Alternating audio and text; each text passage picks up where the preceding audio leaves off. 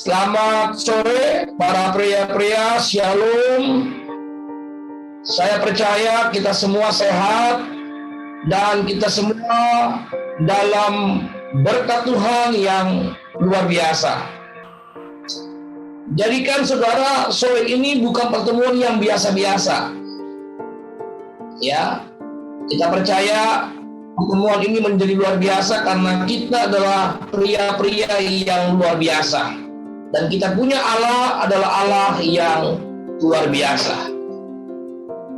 Hari sore ini kita persiapkan hati kita, pikiran kita, untuk kita diberkati oleh firman Tuhan sore hari ini. Mari pejamkan matamu, arahkan hatimu kepada Bapa di surga. Kami bersyukur Tuhan, sore hari yang luar biasa. Kesempatan, kepercayaan yang Bapa berikan kami untuk kami bersekutu, untuk kami terima berkat firman-Mu. Biarlah firman yang kami dengar sore ini benar-benar memberkati setiap kami. Firman-Mu menjadi kekuatan, penghiburan buat kami. Berfirmanlah Bapa, beracara buat kami. Datanglah kerajaan-Mu dan jadilah kehendak-Mu di bumi seperti di surga. Dalam nama Yesus kami berdoa dan bersyukur. Katakan amin. Ya, saudara, saya akan share ini yang menjadi tema kita para pria sore ini. Ya, temanya adalah waspadalah dengan hatimu. Ya, mungkin saudara pria-pria bertanya, ada apa dengan hati? Nah, saudara, kita ketahui bahwa hati adalah yang menjadi sentral, ya, yang menjadi pusat kehidupan kita. Jadi kita harus waspada dan kita harus menjaga hati kita. Oke, kita melihat di dalam Amsal 4, ya, ayat yang ke-23. Demikian firman Tuhan, jagalah hatimu dengan segala kewaspadaan. Jadi kalau ditanyakan ada apa dengan hati kita, nah firman Tuhan sore ini, saudara para pria, mengingatkan kita supaya kita menjaga hati kita. Bagaimana firman Tuhan memerintahkan untuk kita menjaga hati kita? Yaitu dengan segala kewaspadaan. Jadi jaga hatinya pria-pria untuk benar-benar waspada. Ingat saudara, waspada itu tidak boleh lengah. Orang Betawi bilang tidak boleh meleng. Jadi harus berjaga-jaga. Berjaga-jaganya bukan siaga 3, siaga 2, tapi siaga 1. Jadi benar-benar kita harus menjaga hati kita dengan serius, dengan sungguh-sungguh. Hari-hari ini saudara, kita dituntut untuk menjaga kita punya kesehatan. Bagaimana kita harus mau tidak mau hidup sehat, tidak boleh sakit. Kenapa saudara? Karena kalau kita sakit itu sangat berbahaya saudara. Jadi kita benar-benar concern untuk menjaga kita supaya tidak sakit, tetap sehat saudara. Jadi kalau ketika kita sakit saudara, maka kita harus ke rumah sakit, kita harus ke dokter. Nah ketika saudara tahu ketika kita ke rumah sakit, ke dokter, itu adalah sebuah masalah yang baru lagi yang terjadi saudara. Nah, jadi manusia hari-hari ini benar-benar fokus jaga supaya tubuhnya tetap sehat dan kuat. Tapi sayang saudara, manusia ya, tidak pernah memperhatikan bagaimana dia menjaga hatinya yang menjadi pusatnya. Yang firman Tuhan katakan sore ini, jaga hatimu dengan segala kewaspadaan. Kenapa saudara? Karena dari situlah terpancar kehidupan. Artinya begini para pria, jadi ketika hati kita sakit, maka saudara hidup kita akan sakit. Itu saudara. Jadi ketika hati kita tawar, maka hidup kita akan jadi tawar. ketika hati kita penuh dengan ketakutan, penuh dengan kekhawatiran, maka hidup kita penuh dengan ketakutan dan kekhawatiran. Artinya begini para pria, hati kita menentukan hidup kita selanjutnya. Nah, sore ini pastikan kita pria-pria adalah pria-pria yang sungguh-sungguh serius, ya, untuk menjaga hati kita. Hari-hari ini sudah tahu dosa sejak masa pandemi adalah di mana saudara kita tidak lagi beribadah secara tatap muka, secara offline. Kita ibadahnya secara online. Tapi tahukah saudara, dosa yang terjadi di masa pandemi ini adalah mereka tidak ibadah secara tatap muka, hadir di gereja secara offline atau onsite saudara, tetapi mereka jalan-jalan. Ini saudara masalahnya. Mereka pergi ke mall, mereka makan ke restoran, tapi mereka tidak ibadah. Alasannya apa? Ibadahnya online karena takut kena virus, kena corona. Tapi mereka tidak ibadah tatap muka setiap gereja, tapi mereka jalan-jalan. Pagi-pagi mereka olahraga. Ya, maaf saudara, tidak menyinggung saudara yang olahraga. Olahraga itu bagus saudara, tapi jangan lupa, jangan sampai kita tidak ibadah. Gereja sudah membuka kesempatan untuk kita tatap muka saudara. Jadi alasan begitu, karena apa? Di gereja takut kena virus corona. Jadi ibadahnya ibadah online. Ya, ini yang kita harus jaga hati kita, jangan sampai kita tidak lagi beribadah saudara. Dan yang kedua yang kita perlu perhatikan saudara, kita tidak beribadah secara online, tapi kita menonton online. Ini yang menyebabkan saudara hari-hari ini hidup kita jadi kacau saudara. Di tengah-tengah dunia yang tidak jelas, dunia yang tidak pasti, membuat kita semakin tidak jelas dan tidak pasti. Kenapa saudara? Karena kita tidak jaga hati kita untuk kita beribadah online. Beda saudara ya. Beribadah online dan nonton online. Kalau kita beribadah online pasti memberkati saudara. Jadi firman Tuhan mengingatkan buat kita pria-pria sore ini, hati kita dengan segala kewaspadaan, dengan sungguh-sungguh, dengan serius. Kenapa? Karena hati itu menentukan hidup kita selanjutnya. Dan kalau hari-hari ini hati kita problem, rupanya pasti semakin problem. Tapi kalau hati kita hari-hari ini beres, maka kedepannya hidup kita pasti akan semakin beres. Nah saudara, sore ini saya bicara tentang 4 jenis hati manusia. Ya, yang pertama saudara, kita lihat di dalam Lukas pasal yang 8 ayat yang ke-5. Yang pertama adalah jenis hati pinggir jalan. Ya, adalah seorang penabur keluar untuk menaburkan benihnya.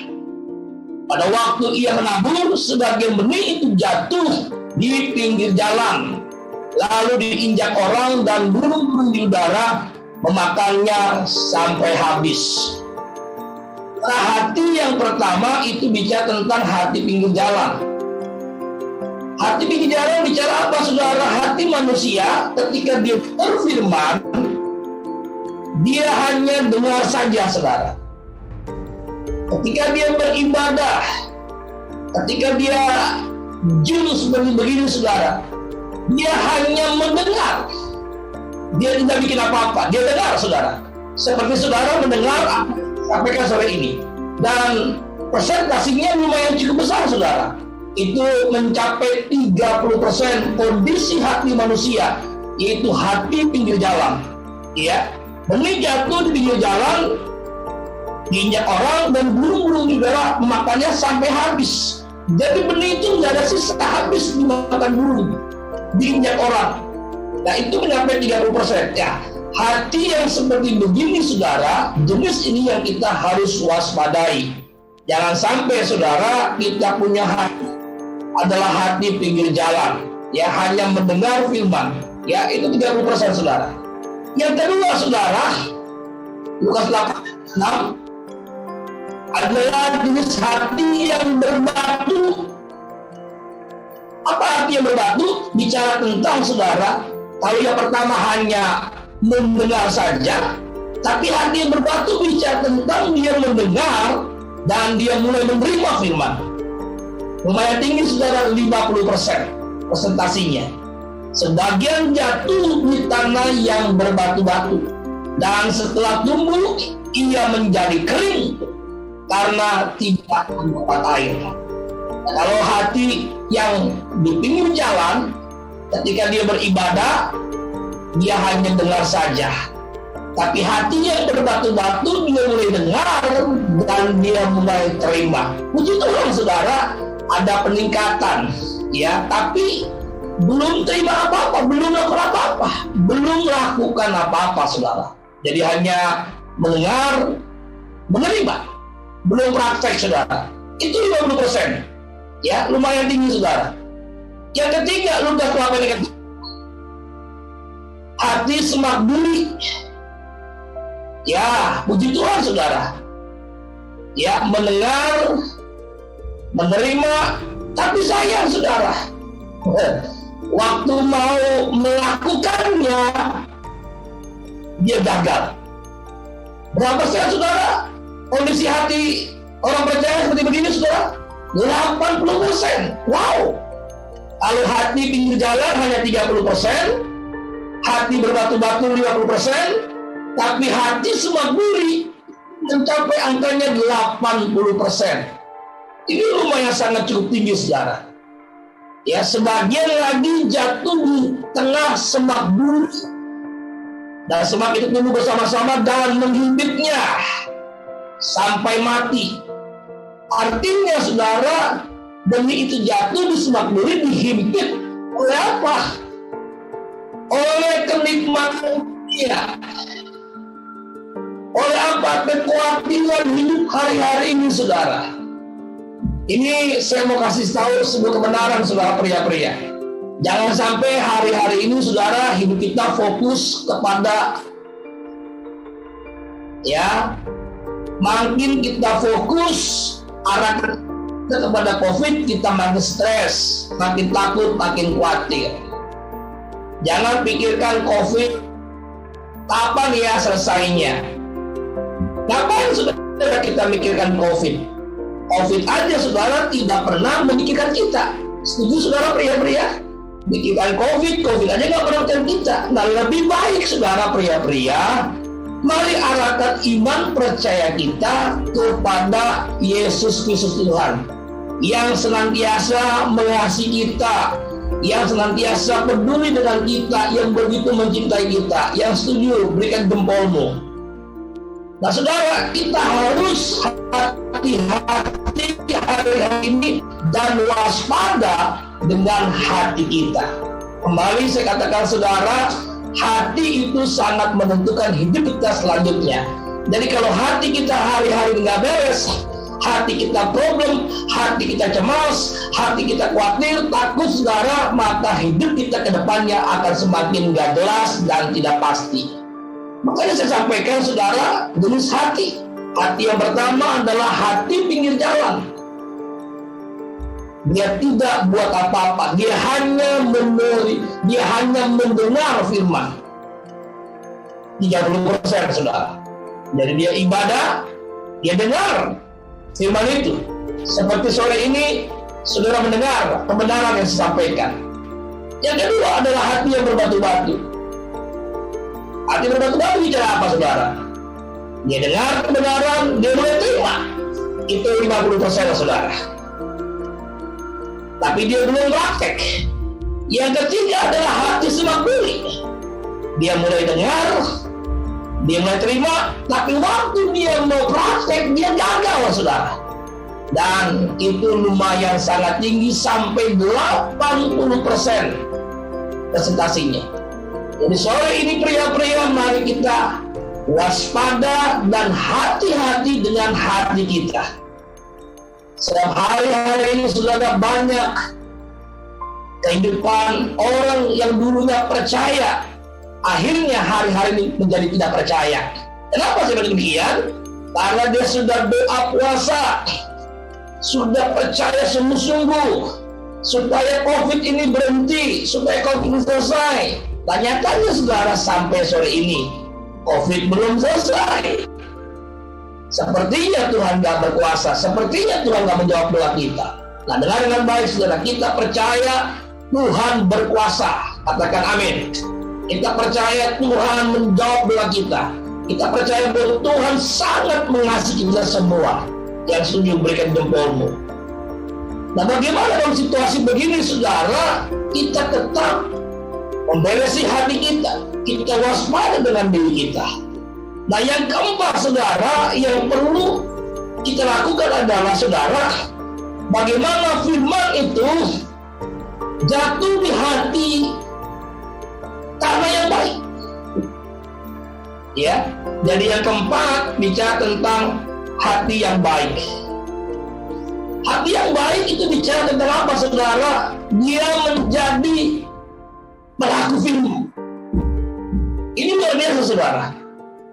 Presentasinya yang besar, 10%. Ya, pertama hati pinggir jalan dia hanya 30% saudara. Yang kedua hati berbatu-batu, 50%. Dia mulai mendengar firman, dia mulai terima, tapi tidak lakukan apa-apa.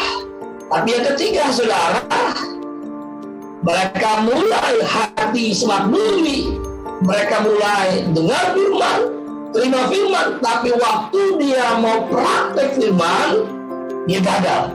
Ingat saudara, sebab iman tanpa tindakan, tanpa perbuatan, nggak ada artinya. Makanya banyak orang bilang begini sama saya, Pastor Bambang khotbahnya bagus banget, saya sangat diberkati. Saya tahu sebenarnya firman yang bagus, yang sangat memberkati kita, tapi kalau kita nggak praktek, semuanya jadi tidak bagus. Saudara dengar baik. Semua yang bagus, semua yang baik firman yang memberkati kita, tapi kalau kita nggak menjadi pelaku firman, semuanya tidak bagus, semuanya tidak baik. Jadi mari saudara kita perhatikan hati kita, supaya hati kita adalah hati yang baik, menjadi pelaku firman. Itu hanya 20%. Pelaku firman, mereka menjadi pelaku firman, mereka hidup dalam firman. Ya, dengan demikian Lukas 8, dan sebagian jatuh di tanah yang baik, dan setelah tumbuh berbuah 100 kali lipat. Ini yang Tuhan mau saudara. Setelah berkata demikian, Yesus berseru, siapa mempunyai telinga untuk mendengar, hendaklah ia mendengar. Mendengar untuk melakukan, bukan hanya mendengar, tapi tidak melakukan apa-apa saudara. Nah, sore ini pria-pria, mari kita jangan hakimi orang lain, jangan kita hakimi si A si B, atau istri kita, atau orang tua kita, atau bos kita, atau sahabat kita. Tapi mari kita masuk ini jujur dengan hati kita. Bagaimana hati kita hari-hari ini? Apakah hati kita adalah hati pinggir jalan? Kita hanya menjadi pendengar saja. Ingat 30% sudah. Atau dua, hati yang berbatu-batu. Kita hanya dengar firman, terima, tidak lakukan apa-apa. Itu 50% saudara. Keadaan hatinya. Yang ketiga, hati mandiri. Dia dengar firman, dia terima firman, tapi waktu dia mau praktek, waktu dia melakukan, dia gagal saudara. Nah ini nggak sedikit saudara, angkanya 80%. Nih saudara, ya, saya buktikan saudara, kita lihat.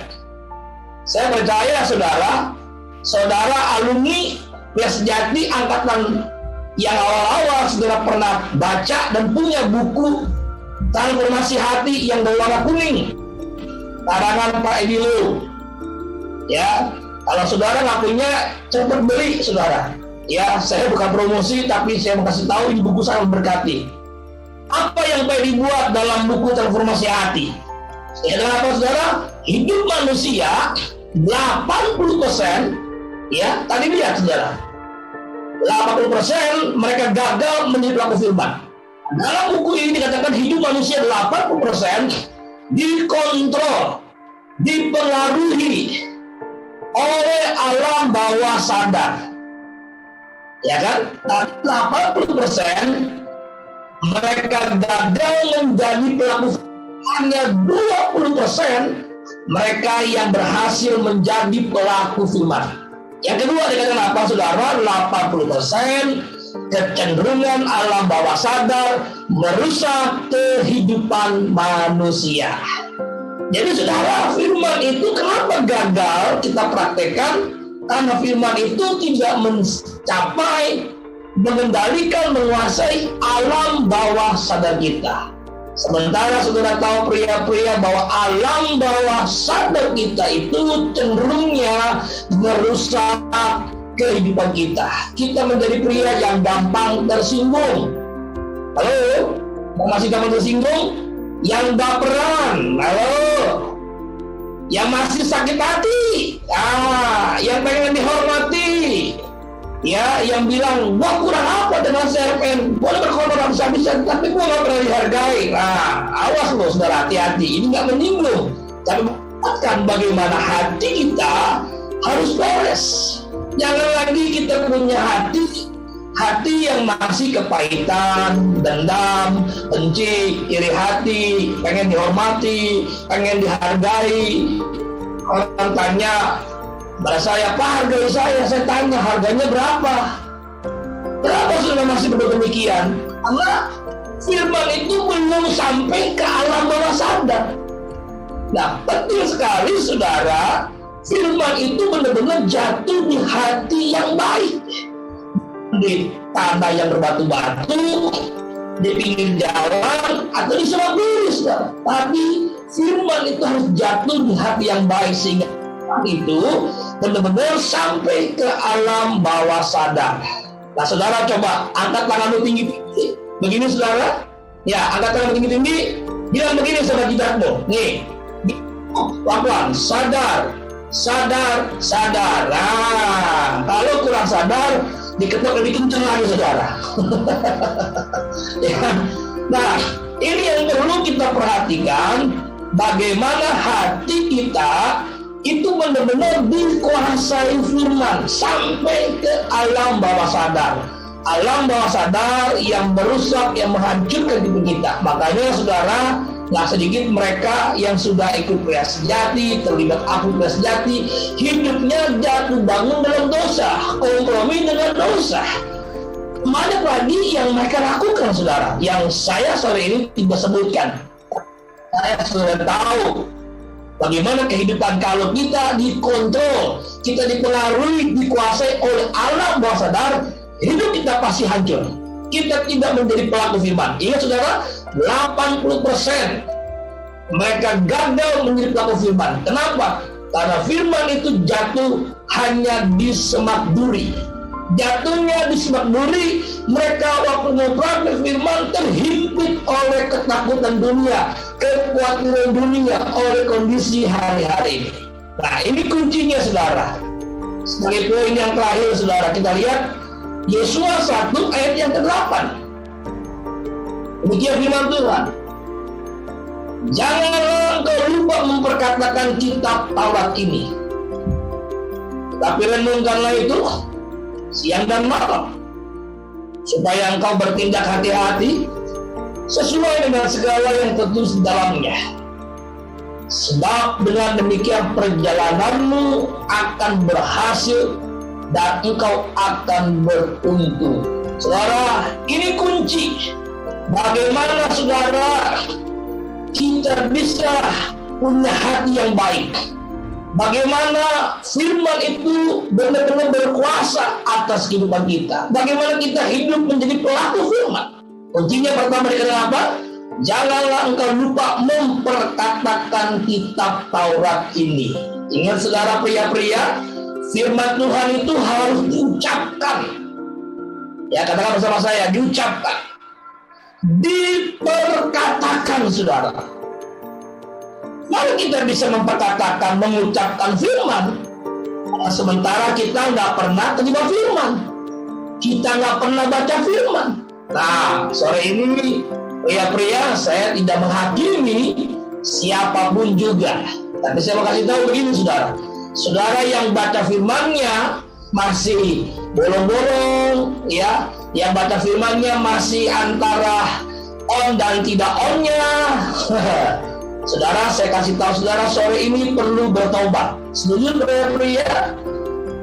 Jangan sampai kalau kita lagi on fire, kita baca firman, ya. Tapi ketika kita nggak on, ya, tahu nggak on, jadi on, nah, kita nggak baca firman. Ini menjadi persoalan masalah. Makanya saudara, kenapa di sesi kita ada namanya sesi bertekun dalam firman. Saya ikut camp Pria Sejati 2004, saudara. Waktu itu belum ada yang namanya bertekun dalam firman.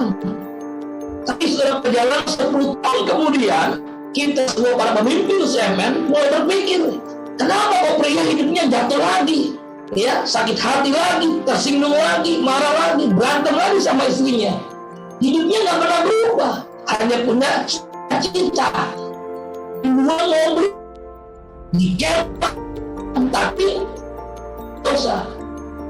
Kita perlu yang berubah. Kita bukan pembicara yang hebat, bukan pembicara yang bisa bikin kita nangis, bikin kita ketawa-ketawa, bukan pembicara yang membuat kita bisa jatuh, saudara. Tapi yang merubah kita, saudara, adalah firman. Siapa yang firman? Yohanes pasal pertama, ayat pertama, pada mulanya adalah firman. Ingat, saudara, firman itu bersama dengan Allah. Firman itu siapa? Adalah Allah sendiri, saudara. Jadi perlu, saudara, kita izinkan firman itu menguasai hati kita, pikiran kita. Caranya gimana? Kita harus baca firman, terima firman, dan dengan apa? Memperkatakan itu firman. Itu poin yang pertama, saudara.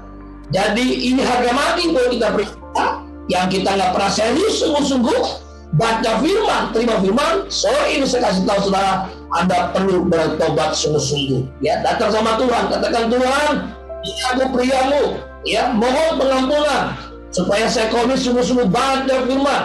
Jadi kalau kita nggak baca firman, terima firman, saya yakinkan hidupmu pasti nggak akan beres.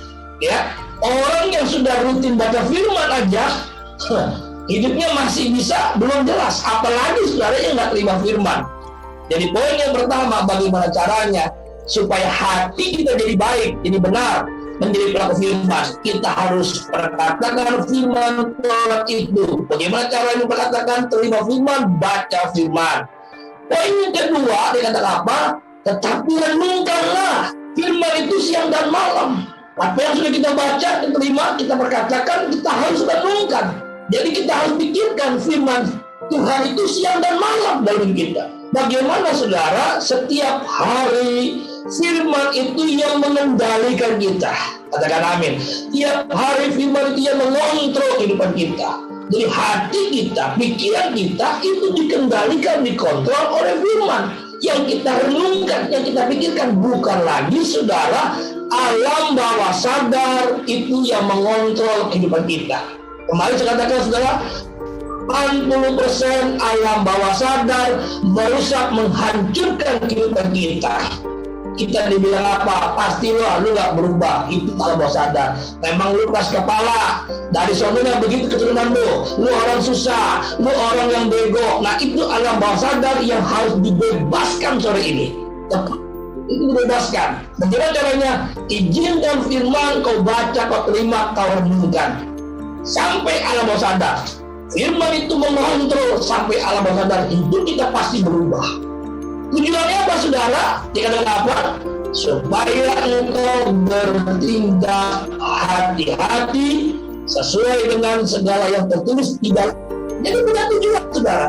Dan ketika Tuhan memerintahkan kita supaya kita memperkatakan firman, merenungkan firman, tujuannya apa? Supaya firman itu menjadi guidance, menjadi petunjuk arah yang menuntun, yang memimpin kehidupan kita. Ini penting buat kita, saudara. Apalagi hari-hari ini kita bingung, saudara. Mau buat apa? Mau bisnis apa? Mau mengerjakan apa, saudara? Tapi biarlah firman itu yang menuntun, memimpin kita setiap hari. Dengan apa, saudara? Kita terima firman, baca firman, perkatakan firman, renungkan firman. Nah, sudah dengan baik. Ketika firman itu yang menjadi guidance, yang menjadi arah, yang menjadi penuntun, yang kompas kehidupan kita, saudara, lihat yang terakhir, saudara. Sebab dengan demikian perjalanan kita Akan apa saudara? Berhasil dan engkau akan beruntung. Saudara tahu, ini hanya punya firman, berhasil dan beruntung. Orang dunia mungkin bisa berhasil tapi belum tentu beruntung. Tapi firman berkata berhasil dan beruntung. Banyak orang berhasil, saudara, orang sukses, tapi dia nggak beruntung. Kenapa nggak beruntung? Karena rumah tangganya hancur, rumah tangganya berantakan. Apa artinya saudara kita sukses, kita kaya, punya segala-galanya, tapi kalau rumah tangga kita hancur, saudara, saya percaya tidak ada yang mau. Amin, saudara. Nah, berhasil dan beruntung inilah janji firman Tuhan yang Tuhan izinkan. Bagaimana Yosua berkata kepada orang Israel pada waktu itu, bagaimana mereka harus memperkatakan firman dan menerima firman, merenungkan firman, supaya apa? Firman itu yang menuntun mereka. Saya bayangkan ketika mereka keluar dari Mesir menuju ke Kanaan, sudah tahu mereka berada di padang gurun yang tidak ada lampu petunjuknya, tapi mereka bisa sampai masuk Kanaan. Dengan apa, saudara? Dengan tiang awan dan tiang api. Itulah yang menjadi guidance, itulah yang menjadi kompas kehidupan, itulah yang menjadi arah buat mereka, sehingga mereka bisa masuk ke tanah perjanjian, tanah Kanaan, tanah yang penuh dengan susu dan madunya, saudara. Itu janji Tuhan. Dan memang sudah tahu, yang keluar dari Mesir itu jumlahnya sangat banyak. Alkitab berkata apa? Pria dewasa di atas 600.000 orang banyaknya, saudara. Tapi sudah tahu, yang masuk ke tanah perjanjian, saudara, itu yang di atas 20 tahun usianya hanya 2 orang, Yosua dan Kaleb. Tapi yang lain, saudara, mati. Mereka tidak alami janji Tuhan. Jangan sampai pria-pria, kita udah ikut yang pria sejati, sudah 1, 2, 3, sudah terlibat sebagainya, tapi kita nggak ngalamin janji Tuhan. Yuk, sore ini, saudara, hari-hari ini kita mau menjadi pria-pria yang mengalami janji Tuhan. Bagaimana hari-hari di tengah masa pandemi ini kita menikmati janji Tuhan, kita hidup dalam berhasil dan beruntung. Bagaimana caranya? Jaga hati, waspada dengan hati kita. Pria-pria sore ini, mari kita mau datang sama Tuhan, ya. Kita mau izinkan firman yang kita dengar sore ini benar-benar menguasai hati kita. Saudara, sebelum saya mengakhiri, saya mau saudara kita serius sungguh-sungguh, ya. Tutup matamu semua datang sama Tuhan dan taruh, saudara, kedua tangan kita di memori otak kita, ya. Kita praktek, saudara. Bukan di depan, ini jidat, saudara, di belakang. Ini otak memori kita, ya. Mari minta sore ini sungguh-sungguh, pejamkan matamu, datang sama Tuhan. Kau berdoa supaya kebenaran firman sore ini yang kau dengar menguasai hatimu, pikiranmu sampai ke alam bawah sadar.